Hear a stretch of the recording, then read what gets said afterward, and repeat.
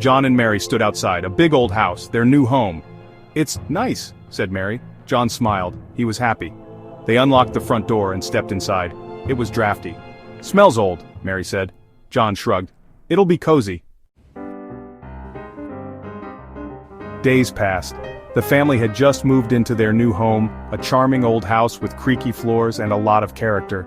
The days seemed to blur together as they settled in, each one filled with the hustle and bustle of unpacking and organizing their belongings.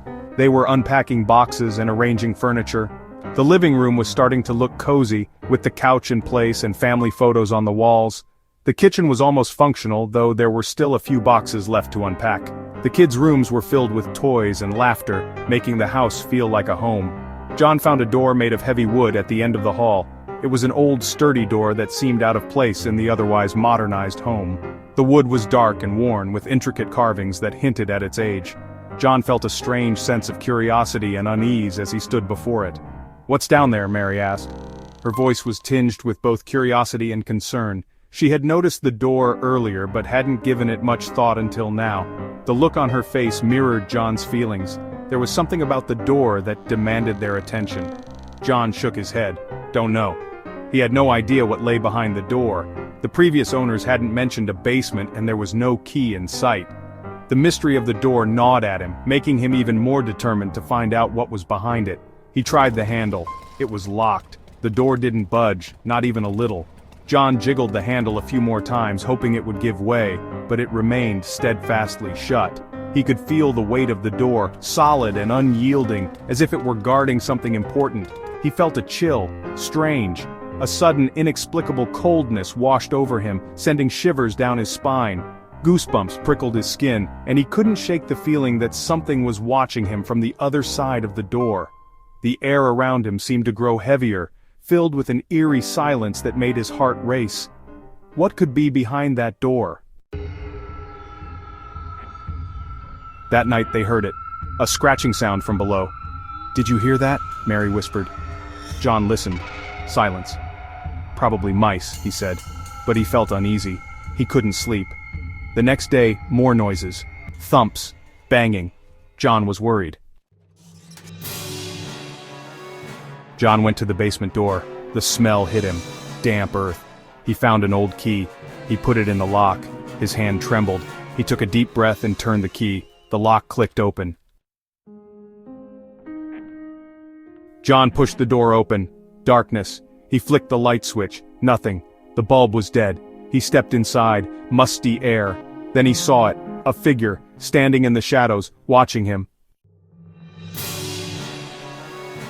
The screams. John froze. His heart pounded. He couldn't breathe. He couldn't move. The figure moved closer. John could hear its breathing, ragged, uneven. Then Mary screamed from upstairs. John snapped out of it. He ran. Unveiling the Curse. He raced up the stairs. Mary was gone. Her bedroom door was open. He heard a noise, coming from the basement again. He knew she was there. He grabbed a knife from the kitchen. His hands were shaking. He had to save her. Trapped. A word that echoed in John's mind as he stood at the top of the basement stairs. The air was thick with tension, and the dim light barely pierced the darkness below. He could feel his heart pounding in his chest, each beat a reminder of the urgency of the situation. He ran back down the stairs, his footsteps echoing off the cold, concrete walls. Into the darkness he plunged, his eyes straining to adjust to the lack of light. He saw them, Mary and the figure. The sight sent a chill down his spine, freezing him in place for a moment. The figure was holding Mary. Its grip was tight, almost possessive. She looked terrified, her eyes wide with fear, her body trembling. The figure's shadowy form seemed to blend with the darkness, making it hard to distinguish where it ended and the shadows began. It was as if the darkness itself was holding her captive. She was struggling to break free, her movements frantic and desperate. John lunged, his mind focused on one thing: saving Mary. He swung the knife, the blade glinting briefly in the dim light. The struggle was intense, a chaotic dance of life and death in the shadows. He could feel the resistance as the knife met its target, but something was wrong. But it was too late. The figure was gone, and so was Mary. The basement was eerily silent, the only sound John's ragged breathing. He stood there, knife in hand, staring at the empty space where Mary had been. The reality of the situation hit him like a tidal wave. He had failed, the darkness had swallowed them both, leaving him alone in the cold, empty basement. The word echoed in his mind once more: trapped. The curse remains. John was alone, in the dark. The basement was his prison, a place where light dared not enter. Shadows danced on the walls, mocking his solitude. He could feel the weight of the house pressing down on him, a constant reminder of the malevolent force that held him captive. Every corner of the room seemed to whisper secrets that John was desperate to uncover, but terrified to face. The air was thick with a sense of dread, making it hard to breathe, hard to think. He had been in this basement for what felt like an eternity, each second stretching into an endless abyss of despair, with the smell of damp earth. The scent was overpowering, a mix of mold and decay that clung to his nostrils. It was as if the very walls were rotting from the inside out, mirroring the decay of his own hope. The dampness seeped into his bones, chilling him to the core. He could hear the slow drip of water from the ceiling, each drop echoing like a countdown to his doom. The floor was slick with moisture, making every step treacherous. He had tried to escape before, but the house always found a way to pull him back as if it were alive, feeding off his fear and despair, and the sound of his own breathing. It was the only thing that reminded him he was still alive, still fighting. His breaths were shallow, quick, a sign of his rising panic.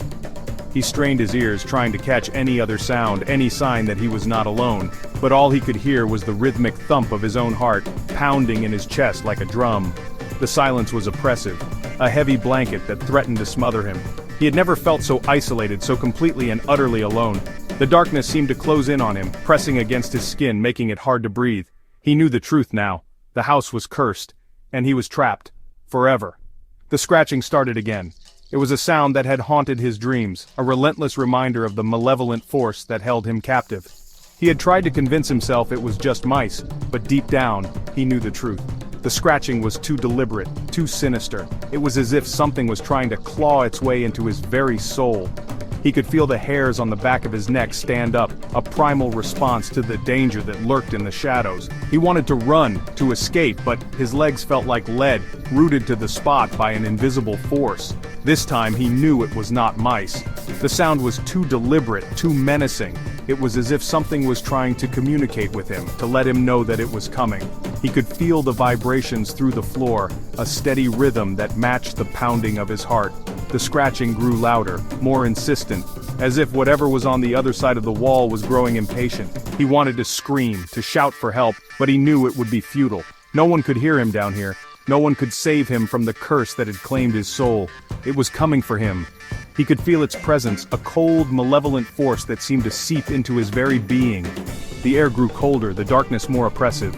He turned, his eyes wide with terror, searching for any sign of the creature that haunted his nightmares. But there was nothing, just the endless shadows and the relentless scratching. He knew he couldn't escape, couldn't outrun the curse that had claimed him. All he could do was wait for the inevitable moment when the darkness would consume him completely. And as the scratching grew louder, more insistent, he knew that moment was fast approaching.